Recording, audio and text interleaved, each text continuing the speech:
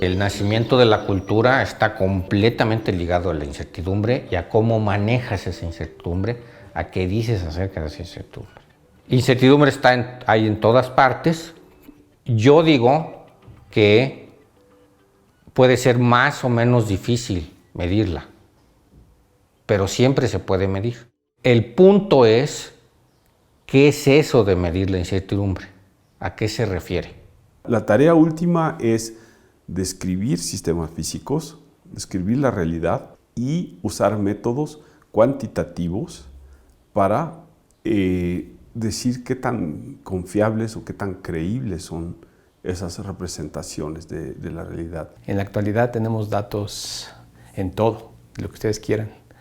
Y entonces nuestro desarrollo de modelos matemáticos, o yo diría físico-matemáticos y numéricos, pues ahora no basta con estudiar sus propiedades cualitativas, sino también es necesario que esos modelos cumplan o que describan los datos que uno captura. Los modelos matemáticos no son perfectos, son un modelo, no son la realidad. Siempre que nosotros observamos un sistema físico, es inevitable que haya algún tipo de errores de observación. Al haber datos ya no puede haber exactitud, sino va a haber modelos, va a haber estimación de parámetros de los cuales tenemos una idea de cuáles son sus valores, pero hay cierta incertidumbre.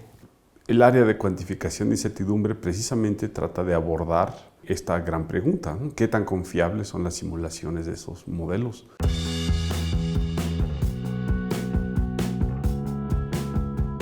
El desarrollo de la conciencia, ¿sí?, probablemente tenga todo que ver con cuantificar incertidumbre. Siempre se ha hecho, pero recientemente se ha vuelto un área muy activa de investigación, pues porque, como decía antes, ya tenemos muchísimos datos y tenemos el poder de cómputo para estudiarlos, ¿sí? Antes pues era imposible. Me parece que de las personas pioneras en el área de cuantificación de incertidumbre como tal, que vale la pena destacar, está el trabajo de Andrew Maida, profesor de matemáticas del Instituto Courant de la Universidad de Nueva York, y una persona que hizo un trabajo seminal también en formalizar los métodos matemáticos de cuantificación de incertidumbre es sin duda Andrew Stewart de la Universidad de Warwick en Inglaterra.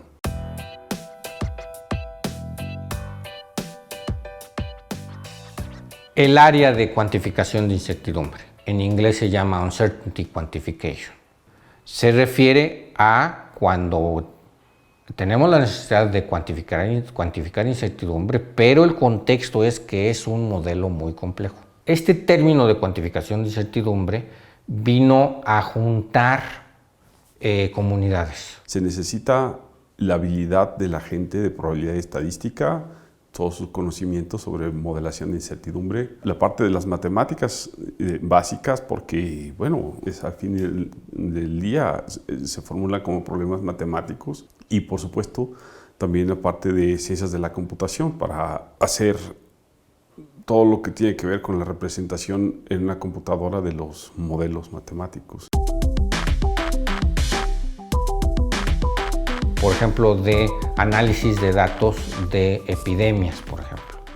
Tú puedes estar midiendo registros de enfermos, ¿sí?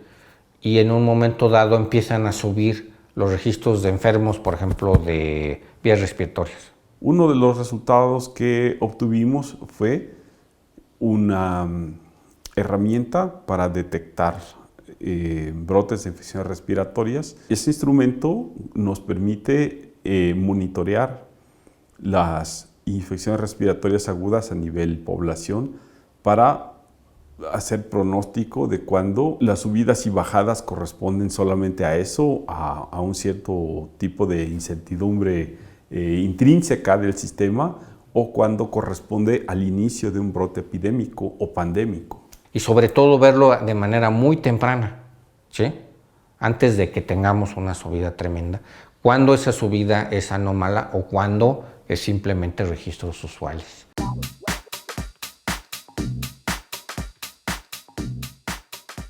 Otra aplicación es para medición de análisis de glucosa en sangre, ¿sí? Y cómo predecir de manera temprana la diabetes. La idea es poder usar cosas más sencillas y más baratas, por ejemplo, una medición con un glucómetro e inclusive también con una prueba de tu aliento. Tú soplas en una bolsa y se analiza. Y si tenemos alterados ciertos metabolitos, podemos con eso detectar si tenemos alguna alteración metabólógica. En este caso, hay gente que claramente es sana. También hay gente que está claramente con un cuadro de diabetes tipo 2 y que su condición es irreversible. Pero aquí lo que es más importante es que hay una cantidad muy grande de individuos que están o estamos en un área gris. Diagnosticar la diabetes es algo que ya conocido y se hace, ¿no? Pero la parte importante para nosotros es detectar si hay propensidad de diabetes un poquito antes, porque si es un poquito antes, entonces con tratamientos se puede controlar la enfermedad y no hace falta llegar al extremo de controles más estrictos, ¿no? Los modelos que nosotros tenemos tienen una capacidad predictiva de aproximadamente 60%. Espero que no ahora, sino al final del proyecto será algo que tenga una capacidad predictiva mucho mayor y que sea algo que los clínicos usen con mayor confianza como una herramienta para asistir su toma de decisiones.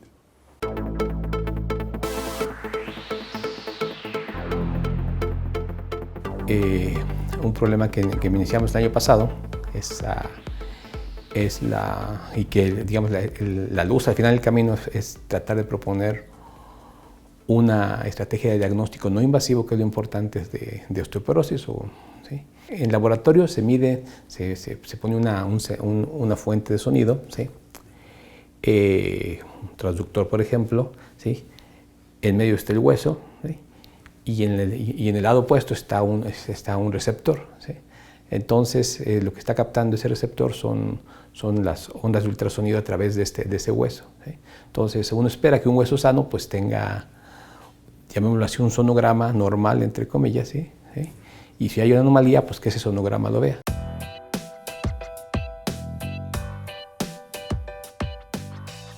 Otra vez es una prueba no invasiva. Al paciente le ponen un dispositivo en la boca y se pone a respirar de acuerdo a las instrucciones del médico, ¿sí? Y lo interesante ahí es que se hacen mediciones de impedancia, ¿sí? Y otra vez hay un modelo detrás de matemático que tiene algunos parámetros involucrados y a partir de esos parámetros uno puede decidir qué hacer con el paciente, ¿no? En este caso, creemos que encontramos ya el parámetro indicado.